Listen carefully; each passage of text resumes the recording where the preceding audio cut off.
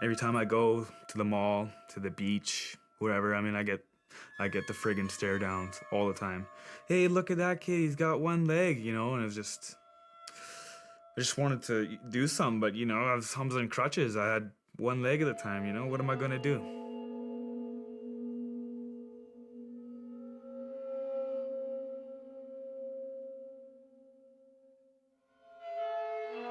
Well, Mr. Perry, I'm sorry, but you're never going to walk again.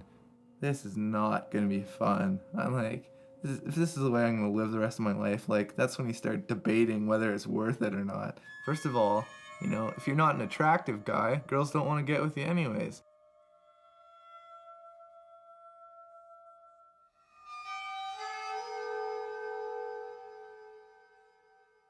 I just don't want anyone to know. And I tried hiding it for probably about a week, and you know, obviously everyone knew what happened, but I just didn't want anyone to know.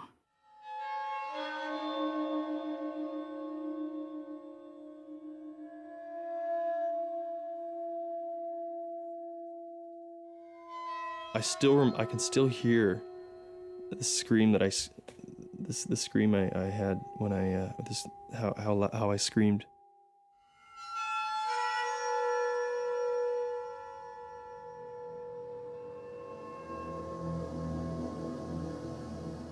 Oh, it devastated him. Oh, it was the first time my daughter saw her daddy cry. But yeah, he was really, really hurt when, you know, his little girl was hurt because of lack of training.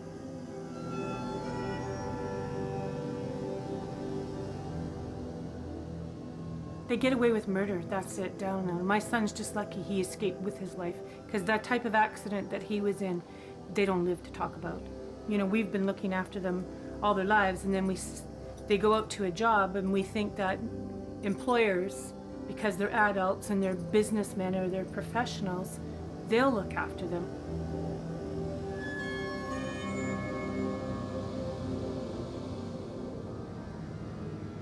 Because it was a 24-hour shift work job, and I didn't like that.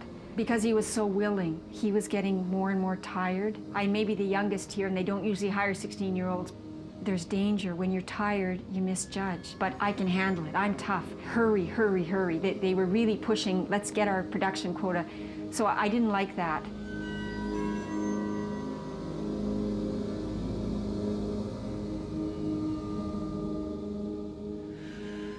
He just went off to work, and he was really proud of his job, and we were all proud of him. His energies are a little bit fragile right now, and he's, there's probably several days a week that I'm driving down the road to this day, and all of a sudden it hits me that he's in a wheelchair. And he's an adult now, you know. He should be living on his own and moving on with his life, and now he's sort of stuck here for a little while.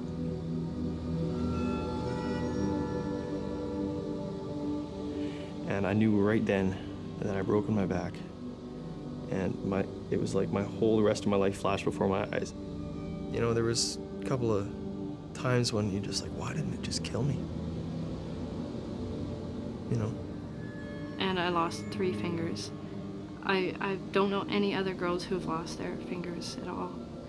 The only other thing I could really relate it to is a woman miscarrying. It's something no one will ever understand until you experience it for yourself. I love to be able to dance now, and I can't dance. So it's like those things that I took for granted and I didn't do before my accident, and I can't do them now. Everything has to happen after something. A big accident happens, you know? That's when everyone gets their heads together and, oh, okay, well, I guess, you know, we need to change things around here. It's never before, you know, an 18-year-old loses its leg, you know? I was starting my working career, if you can call it that, working at a pizzeria. I was thinking, you know, yeah, I'll get a job, I'll work for a while, I'll see if that's what I want to do, but ultimately I do want to get back into school. I didn't really care what kind of job I got as long as I got something where I was making decent money. I dropped off my resume that day, and literally that afternoon they called me back and said, hey, you want to start today? And I was like, sweet. The guy with the most training gets the best job. My parents were saying, it's time for you to go and get a job, start getting out in the working world. For the rest of us out there that don't have a lot of training and are right out of high school, you get the job that you think you can do, and I knew I could do the job. I wanted everybody that worked there to be surprised in how good and efficient that I worked. It was slack-ass. I think that's what probably appealed to me the most. If somebody told me they wanted something done, there's no way I was going to say no. I first started off waitressing there. Maybe I was trying to work too hard. Then about a year later, I started cooking. Not realizing what I was getting myself into. I wanted to impress everybody. I wanted to show them that I could do it just as well as they could. So I was like, yeah, no worries, I can work this job. Woke up in the morning, went to work. I was having a rough time trying to wake up that morning. And the day was like any other. I was cutting meat, prepping my dough and that. So we're gonna start you off here. You're gonna, move the material around the yard, clean up, be on those kind of jobs. All the training I got was basically just passed down. My boss calls me up and asks me to come down to work for a few hours because somebody else had canceled, and I wasn't actually scheduled to work that day. Well, the night of the accident, it was a rainy and cold night. So it was quite intimidating. Lots of machines that I had to get in and clean up and dust off and, Eventually 3 o'clock rolled around, time to do my dough and that. Eventually went onto the machine. There's a roller on the bottom with a chain to move the roller. They seemed unsafe, but I felt like that was an inherent part of the risk of any job. I felt like the things that I did that were dangerous were just part of the job. So I get back on the lift and I start trying to move this medite around again and pull it out onto the lot, and I stop. The load shift the slightest bit. It wasn't like it just started to shift and sheets were flying everywhere. It shifted just a little tiny bit.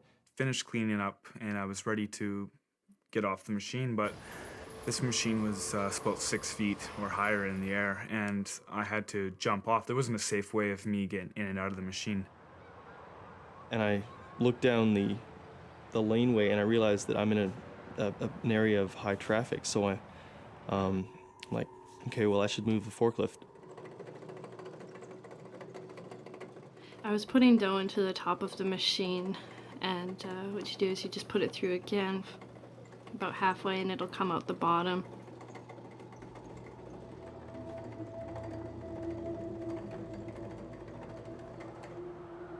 And then I stood there and I assessed the situation like 5 times. I'm like, get back on the lift and I'll drop these things. Hey, Jim.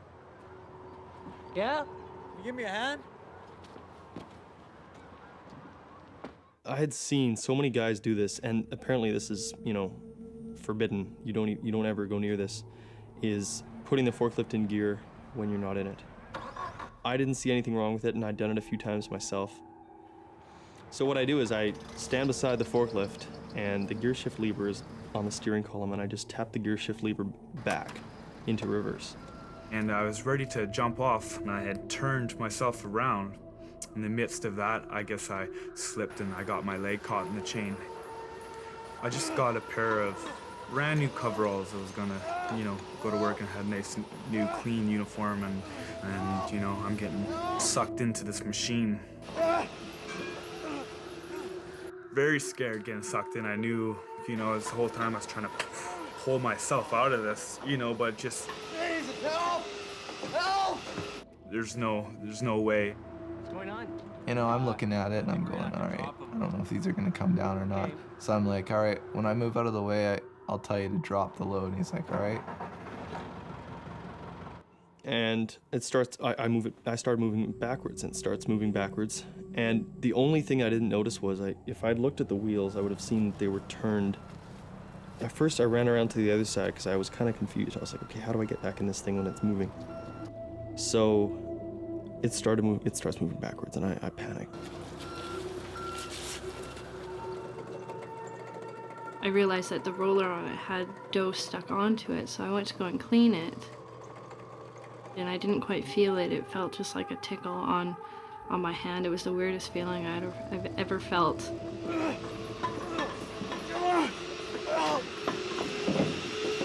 I think the only thing I was really scared of was when I was getting sucked in, as if I was gonna be alive when it went through my head. I ran basically all the way around the forklift as it's moving. I'm panicking. A lot of stuff's going through my head. I also didn't notice was there was a small puddle of hydraulic fluid about that big on the ground. And I think your mind's so set on, no, this isn't happening.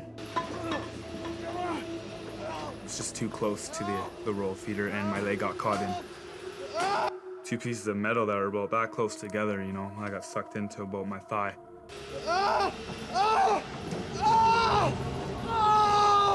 And I said it as I turned around. Okay, drop it.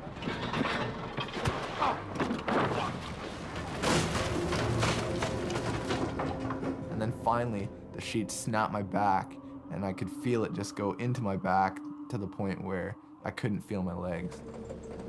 The chain, it pulled my hand and I didn't quite feel it. I just thought something had touched me. I wasn't too concerned.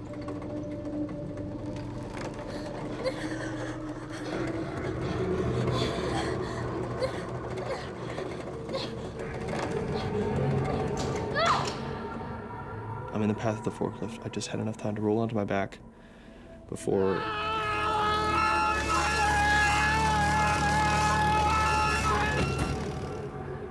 It was in slow motion how everything happened, and literally the rest of my life kind of flashed. I was like, so I screamed out of fear, out of anxiety, out of just, I felt that nothing, that I was all right. Oh. When I saw, a light, and then that's it, the machine just stopped.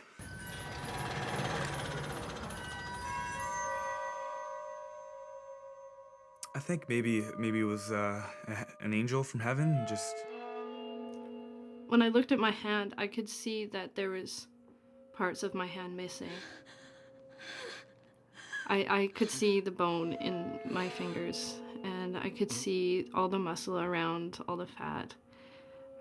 It was almost like it was in a movie. I felt like a baby again. I was laying there, I'm crying. I'm like, I'm not gonna walk again. I'm not gonna walk again. I'm back to it. Oh my God! 30, 45 seconds before somebody came out, and it was my uncle. He came out and started whipping the stuff off like it was toast. I could have looked up and saw my leg, but I was so scared to what it would look like to me, You're gonna be okay. You're gonna be okay. It's okay. Got into the ambulance. I got pretty scared at this point. Someone should call my mom. Yeah, we're gonna call your mom as soon as I want to talk to her. So I'm laying there on the table, and there's a whole bunch of doctors and nurses above me. Can you hear me? What are they gonna do to me? And what have I done to myself? And I'm like, all right, whatever. Are you listening to me? Maybe it's just what they do while you're dealing with paralysis. I need you to wake up now. That's fine, I'll deal with it. You're going to use a plastic tube that looks like this. Yeah, and that's pleasant. You're going to stick it into your penis. Am I gonna have to have this tube in me all the time? It's going to empty your bladder. Suppositories, laxatives. You're going to take a lot of pills. I'm trying to learn how to get on the toilet. A bowel stimulator. Like, it's a total invasion of my privacy. You won't be able to do it on your own. This is not comfortable at all. You're going to have to get used to it. And this is your new wheelchair. My dad was just strong, steady, very calm. Here was my son, so proud to be driving a forklift. Didn't occur to me to ask myself, does he know what he's doing? How fast does it move, for instance? Is he competent in using this machine? They scoot around pretty quickly, how risky is it that he wasn't indeed paralyzed, you know, from the neck down, or killed? I had to go and get one of the bones cut down. I couldn't sleep in a room by myself. The second surgery I had was to have the nail bed removed in my pinky finger. I was in therapy for quite a while. I had that surgery done twice. I woke up many nights screaming. That was very painful. They didn't teach my son the safety. And I could have been scratched off this planet, right? That easily. He was sacrificing and jeopardizing his own safety. My life wasn't into anybody's hands. In a split second, your life can change forever. Oh, so I don't have to just worry about joyriding on Friday night. It was so preventable, it's ridiculous. I have to worry about when they go to work on Monday morning or after school. If they had given me the proper training. The workplace can be a really dangerous place. Make sure you know what kind of training you need. I want parents to know that. Know your rights, know what is required of you and what is required of your employer. Well, nothing will ever bring her fingers back. If you don't know a machine and they expect you to use it, just say no. It's time to take a step back and, you know, look at the big picture. Say, I will not touch that machine until you train me properly how to clean it, how to use it, all the different parts that are on it. Yes, she did get a small settlement, but that's nothing. Her fingers would have been so much better. So much better.